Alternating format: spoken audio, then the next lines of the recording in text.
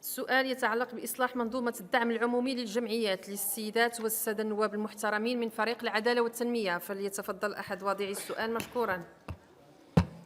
تفضل السيدة الرئيسة، السيد الوزير، كما تعلمون تشتغل ببلادنا أزيد من 140 ألف جمعية وتسهم في مجال التنمية الاقتصادية والاجتماعية والثقافية، وتلعب أدوارا أساسية في هذه المجالات كلها. ولهذا نسائلكم السيد الوزير عن خطة وزارتكم لتعزيز هذه الأدوار، ثم كيف تتصور وزارتكم إصلاح منظومة الدعم العمومي للجمعيات. شكرا.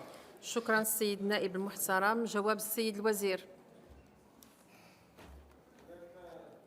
السيد النائب المحترم، هذا رصيد تعتز به بلادنا من جمعيات المجتمع المدني، أزيد من 160 ألف جمعية.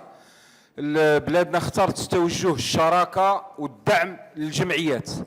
هذه السنة هي سنة إطلاق المرحلة الثالثة من المبادرة الوطنية للتنمية البشرية، مع دعم أكبر للجمعيات بإشراف وبرعاية جلالة الملك حفظه الله، الذي تم إطلاق هذه المرحلة الثالثة. ثانياً، تعميم التعليم الأولي بشراكة مع الجمعيات، مليار و365 مليون درهم. ثالثاً، تعزيز برنامج محاربة الأمية بشراكة مع الجمعيات. برامج دعم الجمعيات المشتغلة في مجال النهوض بالحقوق والحريات. فالتوجه العام هو دعم الجمعيات، لكن هذا الدعم في إطار مبني على تعاقد، على تنافس، وأيضا على حكامة يتطلع فيها المجلس على الحسابات بدور أساسي. هنالك المنشور ديال 2003 نعمل الآن على مراجعته. هنالك بوابة وطنية للشراكات تعمل على نشر طلبات العروض الخاصة بدعم الجمعيات، نموذج قطاع التضامن. أزيد من 1400 جمعية وصلوا هذه السنة لأول مرة أزيد من 400 مليون درهم.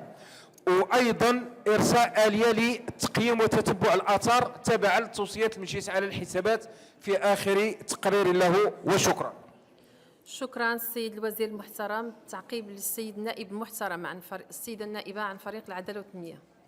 شكرا السيده الرئيسه. السيد الوزير، نثمن عاليا المجهودات التي كتقوم بها الوزاره ديالكم في ارساء دعائم الديمقراطيه التشاركيه، وهذا مكسب حقيقي لا يمكن التراجع عنه في اطار ترسيخ المسار الديمقراطي في المغرب. ولكن نود في هذا الموضوع السيد الوزير، بالرغم من انه كاين اليات كثيره لاصلاح منظومه الدعم العمومي اللي هي قبليه او بعديه، ولكن عندنا مجموعه ديال الاشارات او اشارتين فقط.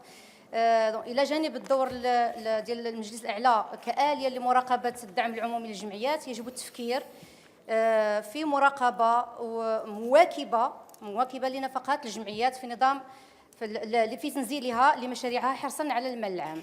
ثم التنبيه الثاني السيد الوزير هو نبه الى تنامي ظاهره التداخل بين العمل الجمعيات وعمل الاحزاب السياسيه، وهذا التداخل يفسد العمل السياسي وخاصه في المحطات الانتخابيه، خاصة أن مجال العمل الجمعيات يختلف تماماً عن مجال العمل الحزبي، وهذا يعني يدعونا إلى تفادي مجموعة ديال المشاكل ومجموعة ديال الأشياء التي تفسد العمل السياسي كما قلت، خاصة في المحطات الانتخابية، ونتفادوا كذلك الصكوك ديال الصناديق. وشكرا.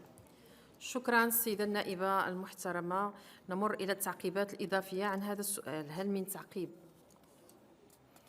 لا تعقيب إضافي. رد السيد الوزير. ولن وزارة الداخلية عملت على إصدار مذكرة في 5 أبريل 2018 لإرساء آلية للتنافس بخصوص دعم الجمعيات من قبل الجماعات، لوضع حدود بين ما هو سياسي حزبي أحيانا تقع تدخل يؤثر سلبا وما هو جمعوي مدني. ثانيا، الوزارة ستصدر إن شاء الله في الأيام المقبلة تقرير السنوي الخاص بالشراكة. هذه المرحلة عرفت أزيد من 4600 اتفاقية شراكة وقعت، وهذا إنجاز كيعكس توجه بلادنا في دعم الجمعيات. أيضا هنالك شكرا السيد الوزير المحترم. انتهى الوقت.